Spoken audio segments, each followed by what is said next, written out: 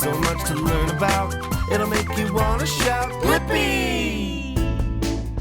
Caw, caw! Hey, it's me, Blippi, and I was just acting like a bird. Caw, caw, caw! A stork, to be exact. Yeah, storks are really big birds, and they have really big beaks. Why don't we draw a stork together?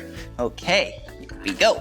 Let's draw a big marker, and then start with the head. There we go. Whoa, and the body, a little squiggle.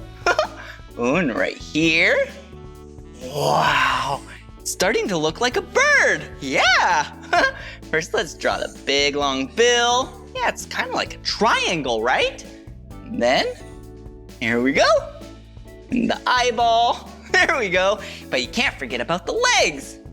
2 legs with cute feet, just like that. And then, the wing. That's how they fly.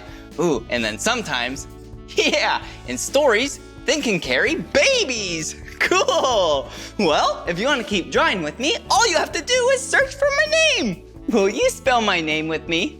Ready? B-L-I-P-P-I. Blippi. Good job. See you again. Bye-bye. Caw, caw, caw.